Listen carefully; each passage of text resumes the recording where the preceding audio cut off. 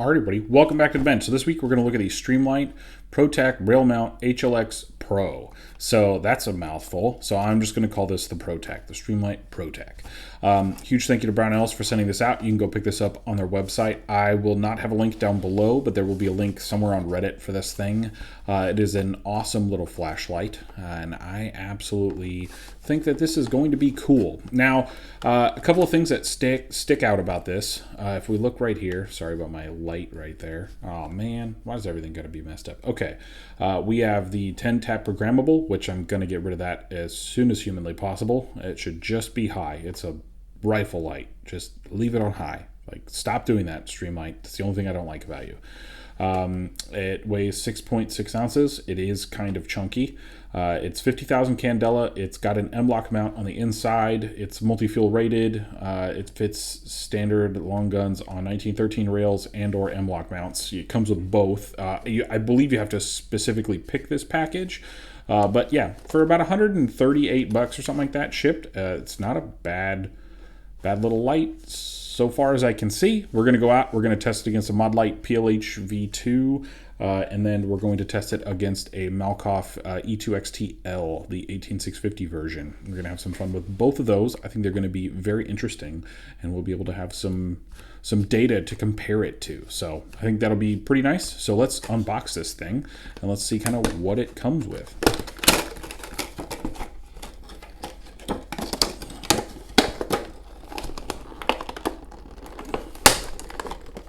Oh no, I'm breaking the plastic. Ugh. Get out of there. Come on. There we go. Alright, let's get this awful plastic out of here. Let's get this that way. Alright. Well, that's a beast to get out of there. Comes with 2 Streamlight batteries. I believe you can get them with their SLB... What is that called? Their SLB 26, which I'm pretty sure is an 18650. But we'll run it with the Streamlight batteries. We'll see how it comes out of the box. Let's see what's in this lovely thing here. Got your tape switch, your M-LOK mount, and a whole bunch of other fun things. And a user's manual that I don't think anybody's ever read in the history of time.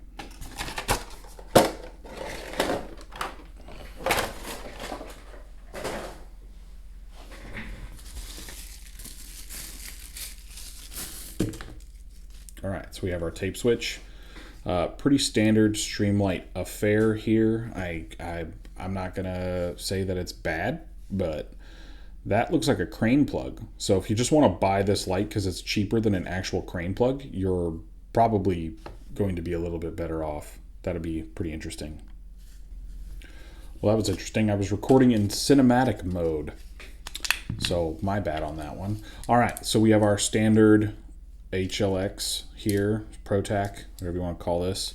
Very, very deep in there. Better than their other ones, I will say that. I mean, it has 50,000 Candela.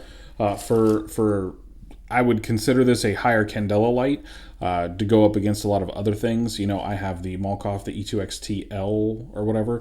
That one is 500 lumens, 50,000 Candela. This one's, I believe, 1,000 lumens at 50,000 Candela. So we'll see what that's all about. I'm going to run it with the 123s, and I will take an 18650 with me, and we'll do some comparison with that too. It is very dark outside, so we'll be able to have some fun there. Now they call this the jack cap. Oh no, is it already turned on? Or did I just short it out? They call this the jack cap. The jack cap is pretty much like a Surefire, like this guy right here. It is, you put in your Surefire plug here, and this one takes their proprietary version, so their crane plug version. Oh, well, you just, if you plug it in, ooh, that is... Oh man, I forgot it has the, nope, it's just high and strobe, which I'm going to tap it 10 times. We'll figure that out and I'll get back to you.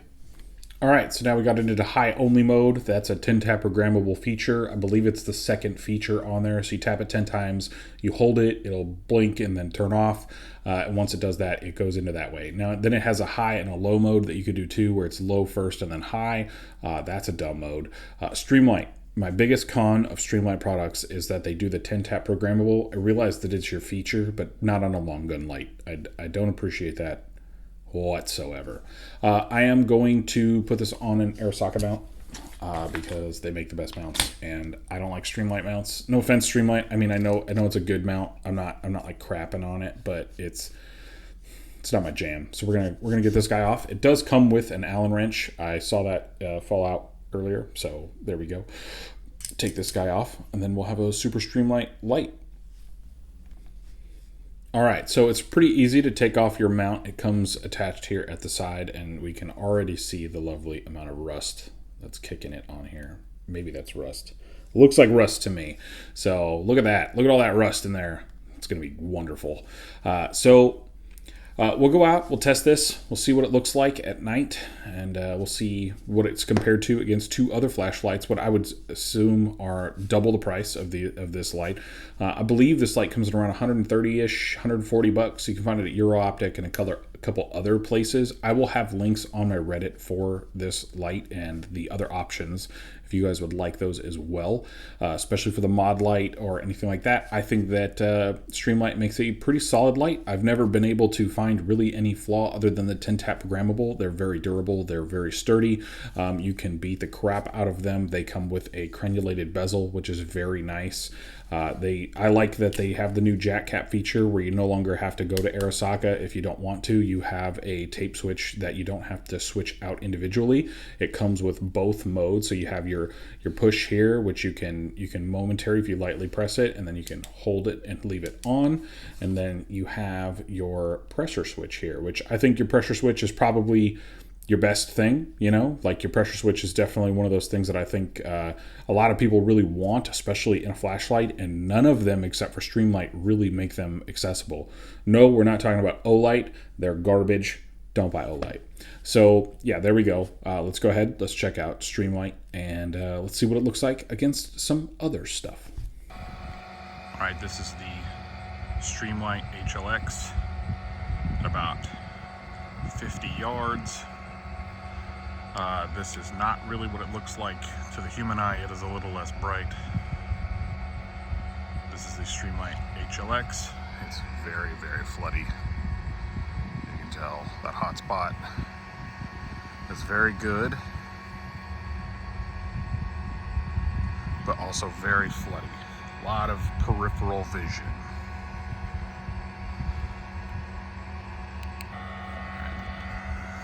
Modlite PLh-V2 on the right, Streamlight on the left.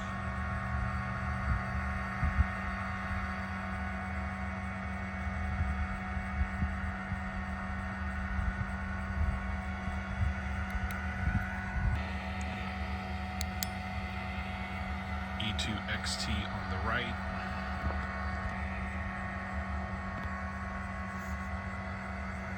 Streamlight on the left.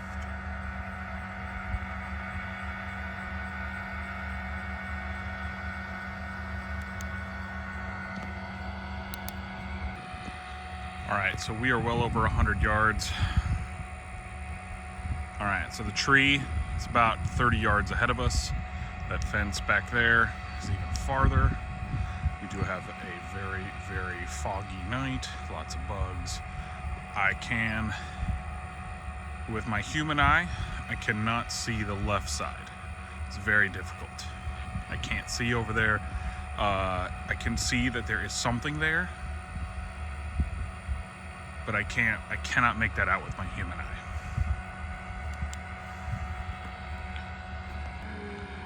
Arasaka / Malkoff on the right, Streamlight on the left. As you can see, that bank and that bank are same distance-ish. I can make them out. I can say if I move this light over here, it gets a lot brighter, to where over here it does not. It's with the Arasaka, you can see it clearly, but it is nowhere near as many lumens as the Streamlight. All right, so this is the Modlite. This is the PLh-V2. As you can see, with my human eye, I can actually see into that cove now with the PLh-V2.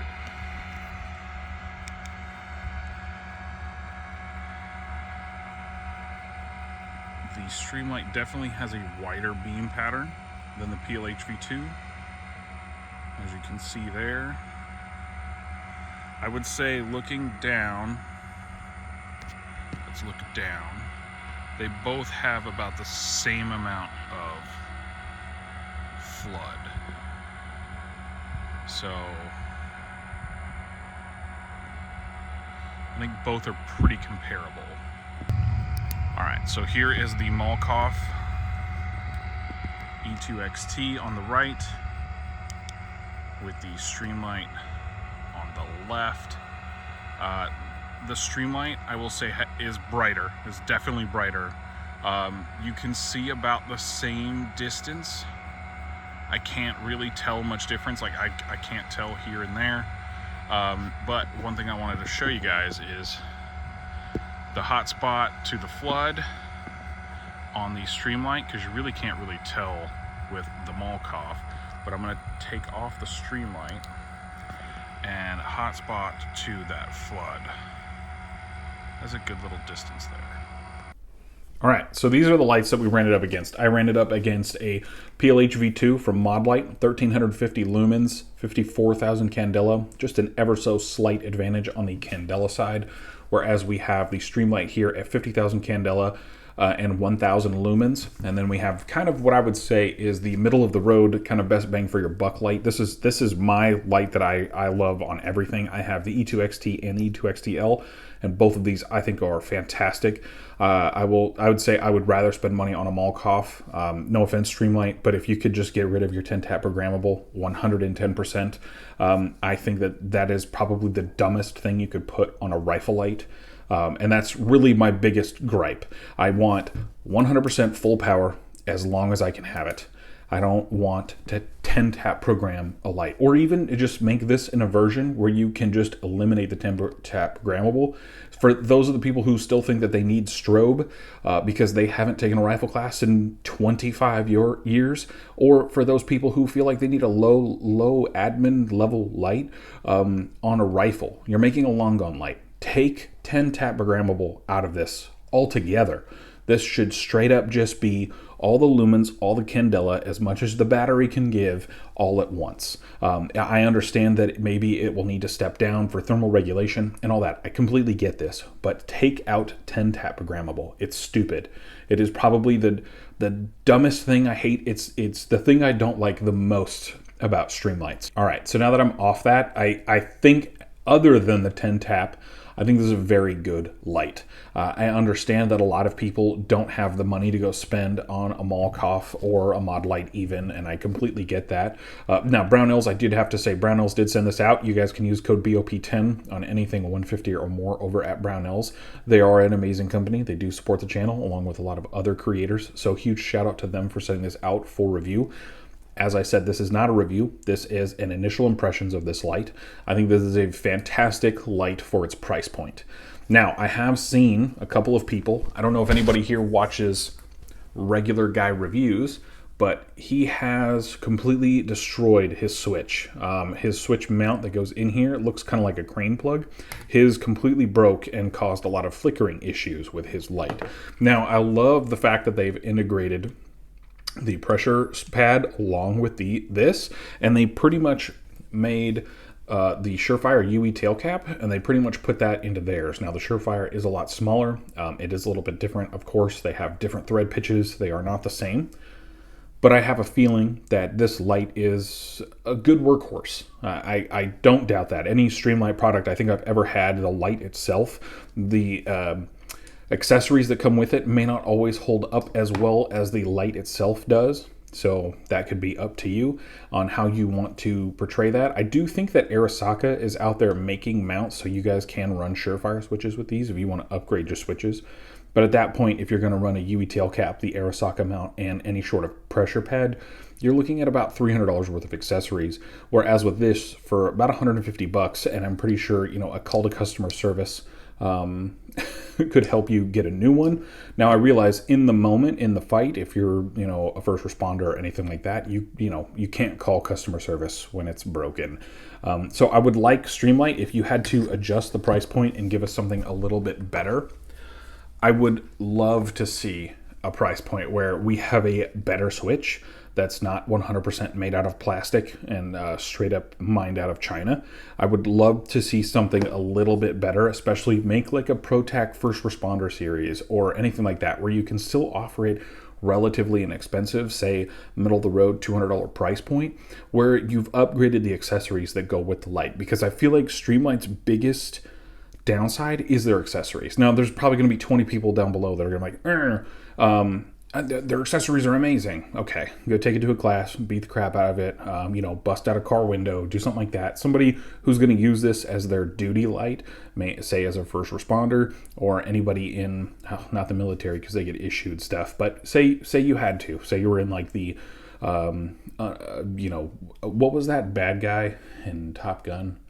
Whatever that Iranian military combo, and you needed this, or maybe you're in the IDF and you're like, a Streamlight ProTac, it's better than the O lights that we've been running, and you want to run one of these bad boys. I have a feeling that this would probably be a step up from an O light. It actually is. I think the light is much better. I think it's better designed. It's a better company, if you're asking me. But when it comes to the accessories, I've always thought that Streamlight has kind of fallen a little flat on that, and that's probably my biggest gripe when it comes to Streamlight. It's really my own gripe. I feel like a lot of their pressure pads and all that stuff just kind of take a dump, and where I think Arasaka does have like an ingenious mounting solution to where you can add Surefire accessories to these. I think you can have the best of both worlds at that point. Yes, you can get an inexpensive light and you can upgrade your accessories over time, and you can very well do that and not have a single issue, and have a light that's bomb-proof that runs forever. But at the same token, you kind of have to really dig into it and figure out if that's something that can fit your budget, because I'm not begging you to go into debt for any of this. If this is a light that you can afford, then by all means, grab it, use it, run it. If you need to go get customer service to replace your things because you're not a police officer or you're not a first responder, by all means, give them a call. I do know firsthand that Streamlight will answer your phone call. They will talk to you about their products. They will do everything they can to help you guys. And I think that they're an amazing company. But I still think that their accessories do fall just a bit flat. Now, again, initial impressions. I don't have anything to base off of this other than some other reviews that I've seen online, especially some of the similar lights, that their accessories may be bad. Maybe Streamlight did update their pressure pads. Maybe they've done a whole lot of other stuff. Streamlight, I know, makes a solid light, but I know a lot of the gripe in the industry is that pressure pad or the accessories that come with the lights. That's just me. I think it's good. Now, I will tell you, if you're in the market for Streamlight and maybe you want to spend a little bit more coin, but you don't want to go buy a $300 light and then buy $300 worth of switches and have a $600 flashlight on the end of your gun, definitely. Malkoff makes these E2XTs and the E2XTLs. Those will fit the 18650 and 16650 gang. So if you're running the E2XT, it will run dual CR 123s or a single 16650. That's a fantastic way to have it. I love these Keep Power 16650s. They just work. They work for a long time, and I usually don't have to replace them as often as I have some of the other 16650s out there. When it comes to 18650s, of course, I do have a bunch of the Modlite ones, but you can also go get some Keep Power 16650s or other 18650s, I'm sorry, and run those. Those aren't an issue either. Maybe some good Samsung or anything like that. They're good. They're good lights to have, and I like the fact that they run 18650 batteries. I just don't think that you need to go out there and spend a ton of money to get this stuff done. I really don't. It's not one of those things that I want you to go out there and do. But if you're looking for a good solid duty light, I think this is it. If you want to step up a little bit more, let me know. I will let you know exactly how you can set up a duty light with a Malkoff and the Surefire stuff and all that. And I think those are pretty good. I did not run this up against the Surefire. One, I think the Surefire is a Candela monster. It's a completely different price point, and I just don't think that this can really compete with that. I will straight up say I think Surefire is kind of better than this light in almost every way, and I'm not going to crap on Streamlight, but you're not running in the same league as you are with Surefire, especially with their Turbo series now. I mean, those are they're so much better. Although if you're running like an older style M600 or M300 that are just like the 500 or 1000 lumen ones, this is definitely going to beat those out. This is definitely an upgrade over those older style ones, whereas coming into the newer style Surefires, those are just going to eat this thing alive in terms of performance. Let me know your thoughts down below. I will have links to all of these in the Reddit so we can go over all that fun stuff together. And you guys can tell me what you like or don't like about this down there in the comments. You can hit me up on Reddit. You can send me messages on Instagram or whatever. I will have all those links down below. Thank you guys so much for tuning in. As always, go support Brownells. Use code BOP10. Be a hoodlum.